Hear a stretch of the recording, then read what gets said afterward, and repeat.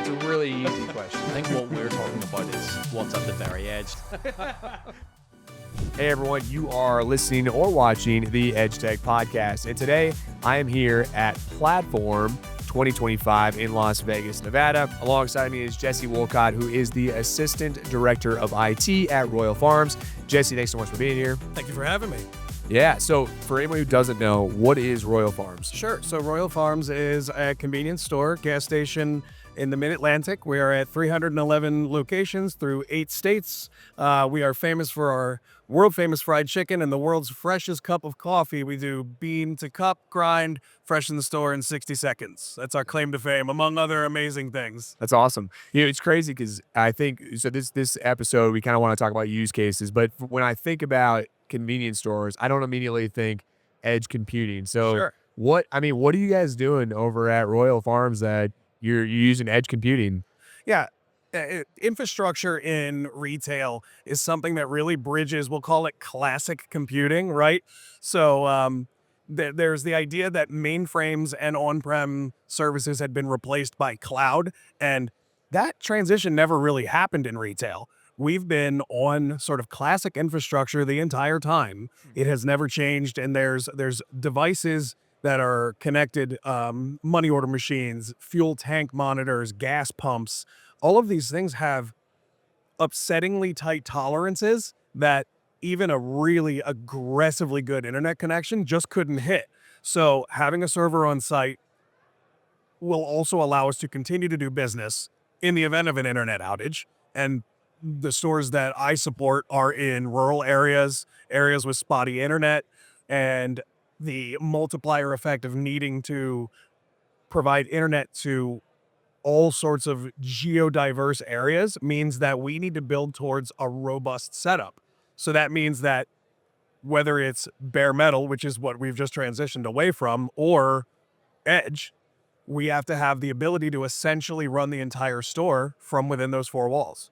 And are you using one particular compute, or is it like a multitude of compute pieces in all of these areas that you're describing? No, yeah, I mean, it's actually fairly streamlined. It's we use NCR's Radiant platform, and we have for years, and that is essentially a site controller to do most of the heavy lifting, a payment processor, and a fuel controller. And there are some other ancillary devices, the point of sale, customer self-service, sort of the kitchen displays and things like that that are, more endpoint type devices.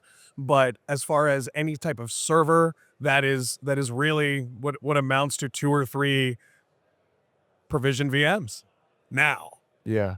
And are you like when you say the POS system, are you guys building that POS system for yourself, or is it you're buying it from somebody else? Yeah, we're buying from NCR, and it's their legacy platform that's been sort of supplanted by their Voyix platform. But when you've got a heavily customized platform, it takes a lot to move away from it, right? So it's almost as soon as you put into place a point of sale platform, you start building on it, right? So that whether that's a loyalty app or a data warehouse or online ordering, whatever that looks like, you take something that's out of the box and you immediately start stacking on top of it. So when it may be an easy transition to cut from one point of sale platform to another, it's all the extras that make the headaches multiply.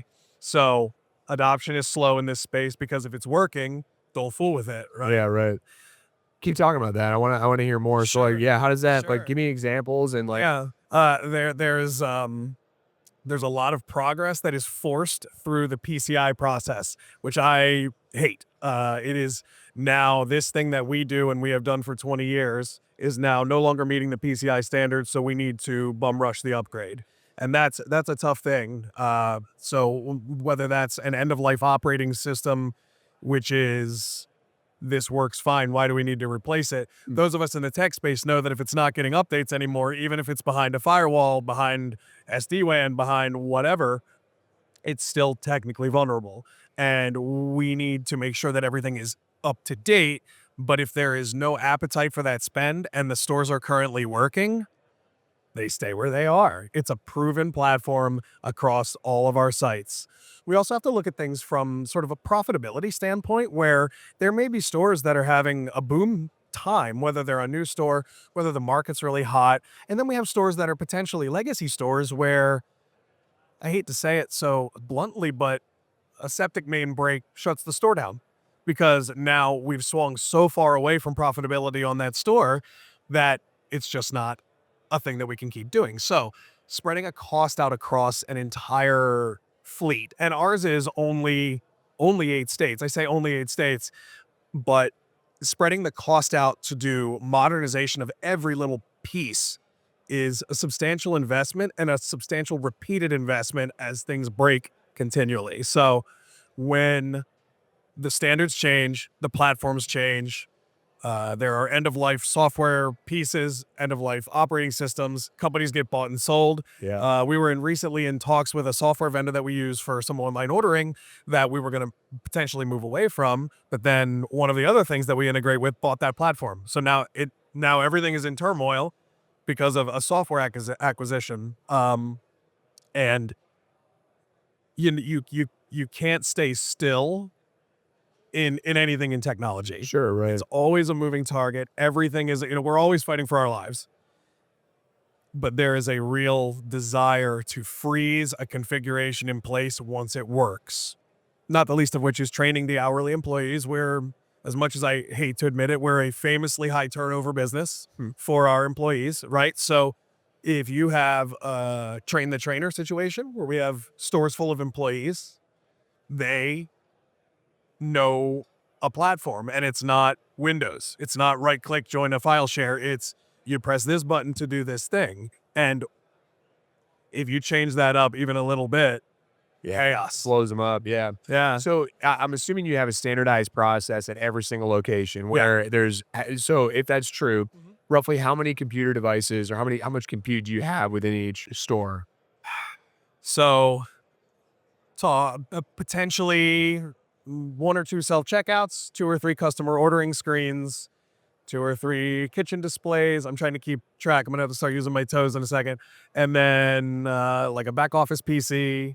So maybe 15, maybe 20. Now you mentioned a pump as well. Sure. Yeah. What's that compute doing? There isn't much to it. There is. They are the card readers and the pumps are their own sort of beast, and then the pump is controlled by a server that lives sort of in the server, the data room, if we can call it. This is inside a convenience store. Right. Yeah. Okay. Right. So, and that's like 2-wire serial, and that's its own set of challenges. So 2-wire serial to a USB board to computer that isn't made anymore that interfaces with our point of sale system. Interesting. So all of these devices are communicating to one quote unquote server room that you guys are creating. Yeah. And then that goes where? So most of it stays there. And that's a strength and a weakness, right? So if the internet's offline, the things that don't work are data warehousing, right? So we're not going to be shoving transitions to our enterprise data warehouse. Credit card's not going to work. Debit's not going to work, and loyalty's not going to work. We're not going to be able to get inbound orders from Grubhub or anything like that. But if the internet's down, we can still take cash transactions. Inventory is still live. We can still print labels. We can still run the store, even to the point of dispensing gas, but for cash. It all lives there until sort of journalized transaction logs get moved and credit card transactions and that kind of thing. It still sounds like each store is compiling a ton of data, right? Absolutely. So, each one is an island. Yeah. I mean, how are you getting that data then? So there's processes around it. There's a company that we use called PDI, which is out of Texas, and they have a product suite specifically based for retail around a lot of this stuff, and their enterprise offering effectively scoops all our data, and we send the data to them. They warehouse it. They provide a suite of services that allows us to do some reporting, and we have an analyst that does a bunch of the reporting in-house off of that data for us. Interesting. Yeah, that's cool. So it sounds like, and then you mentioned digital displays, I'm assuming is what you're talking about, menu boards. Is that so we use a product called Bright Signs. It basically streams over the internet, caches the stuff and runs it. And other than that, music in the stores, another appliance device that streams the music to the stores. But those two things are kind of on their own. Yeah. They use my switches, and that's about it. Yeah. So let me try to repeat it back to you. Sure. Make sure I understand, because I want to get to the action of these. You got POS systems, digital displays. You got your pump compute. You got a compute in the back room. You got a Sure. personal computer as well in the back room. What am I missing? So the only other things are the endpoints for the point of sale devices and the self checkouts and the customer self service and some kitchen equipment. Okay. Kitchen equipment. Yeah. What is that? So when you build your sandwich on our customer self service, so you build your chicken box and you pay for it, it pops up on. We have a chicken screen and a deli screen and a expo screen, so that way the kitchen staff knows what to put together. And what all you want on your sandwich. Sure. Yeah. Okay, so now we're getting what would you say of all those computes is the most vital information for you guys? Like where you're getting all this data, like what would be like hey, we really like this. This is information we love. Sure. The two critical servers that we run are our site controller and our payment processor.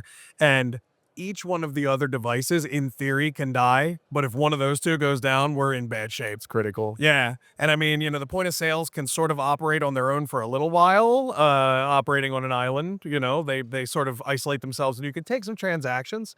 Obviously, the customer, builds your order, doesn't go anywhere if it can't talk to the server. Yeah. The kitchen display doesn't display.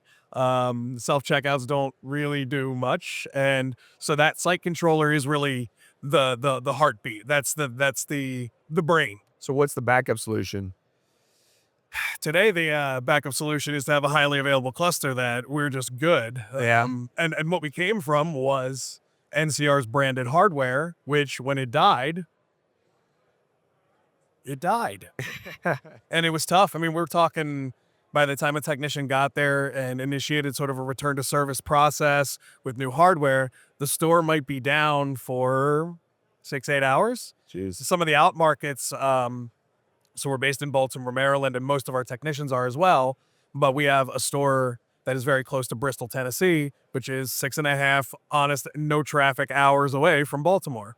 So by the time somebody, if they didn't have it on their truck, went to our warehouse, got a machine, 6.5 hours there, then we start a potentially 3 to 4 hour return to service process. That store has effectively been hobbled for 12 hours. Jeez. That's nuts. So, and that is because the machine itself is completely done. Like you have to replace it. Okay. Yeah. Got it. Yeah. All right. So another thing then is, it sounds like we have a pretty good understanding of what you guys are using today, but there has to be a future even for the convenience store. So what does that look like? The tech stack as it exists for point of sale is pretty solid today. Because NCR's Radiant is their legacy platform. I'm looking more forward about what we can do to reduce the friction for our employees. The thing that's going to make the difference in retail, not just in convenience stores, but retail sort of writ large, is the customer experience has to be immaculate. The store has to be clean. The store has to be friendly and inviting and welcoming. And the more that I can do to take away the burden of routine stuff that doesn't matter from my store employees, the more that they're going to be able to focus on the customers. So that means things like inventory management, things like even down to, How would you do that? so it's and one of the ways that I love, so we're here at Platform World. Yeah. And one of the features that they just announced was sort of really good looking container support. One of the things that we have in our lab right now, and I've been messing with this with my solutions architect back in the office, is we have pre-made sandwiches. So we make chicken, we make sandwiches. And one of the things that is sort of common wisdom is that if the sandwich warmer is full, it appears that the sandwiches are fresh, right? If there's 2 of them in there, they appear, it's like, oh, those are old, those are leftovers. We don't want that. So today our answer is we have a rotating screen, a video wall that shows all of these chicken sandwich warmer, another kind of sandwich warmer shots. And we watch these things and we call the stores and say, why is your sandwich count like this? Right? Interesting. Caveman. So one of the most valuable things that we can do is leverage on-prem, edge, cloud, and put it all together to make it just space age. And so Amazon's got their Bedrock Llama service, which is super micro-threaded AI calls, to where if I have a container that is running, a super lightweight container running a few lines of Python, I can take a snapshot from my surveillance camera of that warmer, give it a decent prompt, explain my sandwich wrapper, send it to Bedrock Llama, and it comes back into my data warehouse as a top row, bottom row, top, middle, bottom row. This is how many sandwiches you have with a reasonable amount of confidence. We're not doing heart surgery here, right? Right. So a reasonable amount of confidence that I can map out how many sandwiches are in this warmer at any given time. And that across our entire enterprise, if we took the shot every 5 minutes for all 311 stores, would cost us about $2 a year. Sorry, how much? $2 a year. Sure. So real quick though, so you're talking about your actual surveillance system being able to do that, not like for security purposes, not an actual separate sensor that's tied to compute with the AI module. That's basically saying. So the surveillance system exists, and it's got an RTSP stream that comes out from the camera. So the camera's trained on the warmer today. We're already watching them in the video wall. Okay. So we can hit that through an API, pull a snapshot, count and code it, send it to Bedrock Llama with the correct prompt, have it count the sandwiches, give it back to me in a JSON packet, and put it in my data warehouse. And real quick, because I don't want to spend a bunch of time on sandwiches, but I'm just curious, like, so today it already exists, but you're not leveraging AI or a JSON, like you're not leveraging any scripting to be able to automate this system. It's more manual today. Today we're looking at it with eyeballs. Yeah. Right. But in my lab and the things we're working with, who you guys calling the store to be like, no, who's doing that? It's not going to shock you, but it's not very effective. Yeah. Right. So, but the idea of deploying a container to be able to do this stuff, right?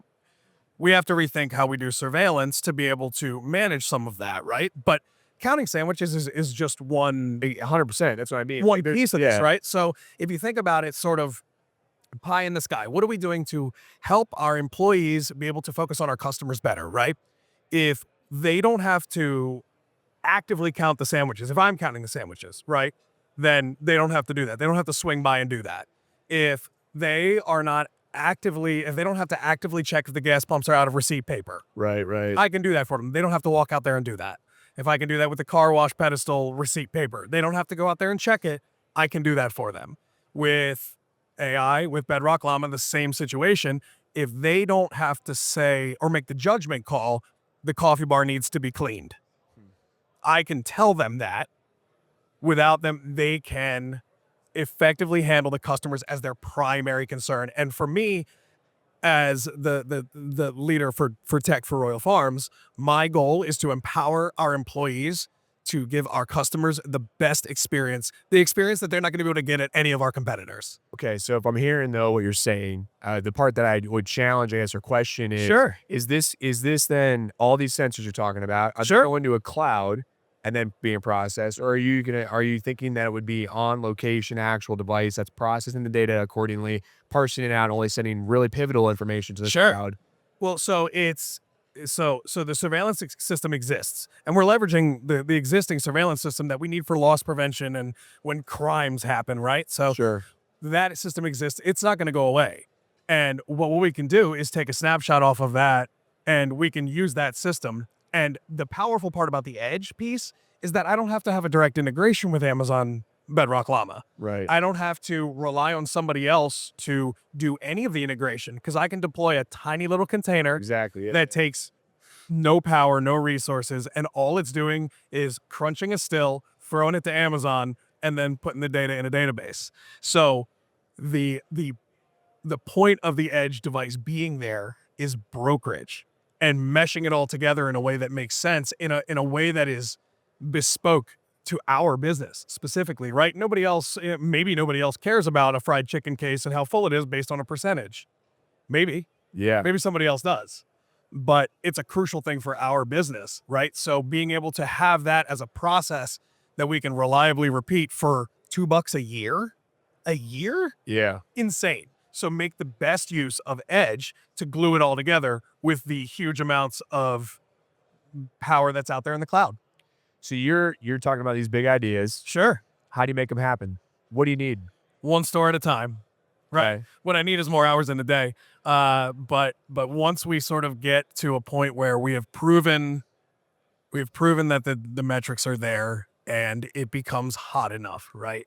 So I'm coming off of a project right now where we're measuring temperatures in the car wash, because in the car wash, in the Mid-Atlantic, we get hard freezes, and those hoses are rubber, and if a car wash freezes, it's sometimes $6 signs to fix it. Yeah. So even doing things like monitoring and intelligently figuring out how to alert on a car wash bay sensor, these are the things we're doing. Now, are you using compute for that too?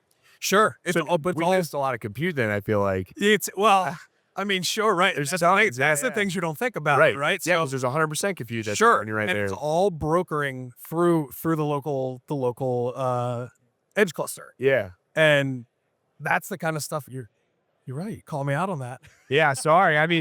Like my head immediately goes to like you're in a harsh condition, Yeah. right? You've got water spraying everywhere. Sure. You've got to have something that's ruggedized to a degree, and it's pulling the data, and then where are you sending it after that? Absolutely. There's got to be more, I'm sure. It's tough to think that way because I think when you think about a lot of the environments at the edge, Absolutely. thinking about this specific NUC or something that does it, but there's so many more parameters and sensors out there that we're not thinking about, which is why these conversations are super interesting and important. It's whenever you scratch the surface of a business, right? So you say, what could it take to run a convenience store? Turns out a lot of things, right? So now we're running edge on the edge, fiber optics into a car wash utility shed. This is not what I thought I'd be doing in the middle of my career, but here we are, and it's working, and it's bearing fruit, right? Like being able to alert when a car wash is about to freeze. What do you do to fix that? So the reason it freezes is because the bay doors are stuck open. So there's a heater in there. That's fine. But if it doesn't work, or this past winter we got down to 10, 15 degrees, which is very cold for Maryland, right? And especially sort of into the Virginia Beach area, very cold for that area. Sure. They're not used to that. So do the heaters work? I don't know. They haven't had to turn on in 2 years, right? Right. So when it's time for the heat pumps to turn on and they don't, we need to be on top of that, because the car wash devices, they are not very smart. Yeah, believe it or not. So, right, believe it or not, they're not the advanced computing modules that we want them to be, but we have the ability to monitor all these things and alert on all these things and make good use of it, even if it's just with using the edge compute devices to broker that connection and really automate how we are getting there, right? Our facilities work order system, it's just an API call, but it needs to have something pushing to it. Yeah. And are you guys utilizing any AI today? Not as much as we should be. Yeah. We are slowly leaning in, but that's the kind of stuff that's why I'm here. Yeah. So once we reach a point where we're super stable, which scale has helped with a whole lot. We were on the bare metal devices, we were losing a substantial amount of time rolling too many trucks. And now that we are reaching stability, now we can start sort of, once you stop the heart attack, you can start working on the headache. And the headache is really the customer experience and wrapping that all up. Yeah. If you were to utilize AI at one part of your stores today, where do you think it would be and what would it do? The current thing that we are fighting with, and we're trying to figure out among vendors how to do this, a bunch of VoIP systems now have sentiment analysis on phone calls. And we are battling internally sort of how to handle phone calls into our stores. There are a lot of people that try to scam us. And that's a gift card scam where they'll call up and say, I need you to ring these gift cards up. And then the people steal money from us. And it's challenging because that's how we need to get a hold of the stores, right? If there's something wrong, we need to get a hold of them. And to the point where if a customer is calling and it's a really bad interaction, we need to have that recording. But I'm not going to listen to all of these recordings. There's a couple of products we're looking at that literally have a thumbs up or a thumbs down. One of them even has a swear jar, where you get this report when you get these, here's your reports per store that is analyzing how we did, how the person on the other line sort of reacted throughout the call, if their mood elevated, if their mood, changed, if they got angry, if they started swearing at us, if we started swearing at them, right? So these are all things that I didn't think I'd be thinking about. Yeah, right. But the thing that we could, I hate to say slap in there, but AI specific. If I could have one thing today, boom, sentiment analysis on my incoming calls. Yeah, no, fair. Yeah. That's awesome. That's great. The rest of it requires a little bit more build out. Yeah, it sounds great. I'm excited. I hope we can catch up in like a couple of years and hear all the new tech that you guys are utilizing, because I feel like it's going to come quick. Yeah. Right? It's steamrolling at this point. So, Jesse, is there anything else you want to touch on? No, I mean, I've waxed poetic and hopefully not bored everybody to death. No, I think it was great. I appreciate you being here, Jesse. Thanks so much. Absolutely. Thanks, everyone, for listening to the EdgeTech Podcast, powered by Simply SNUC. Again, I'm David Kosloski. Take care.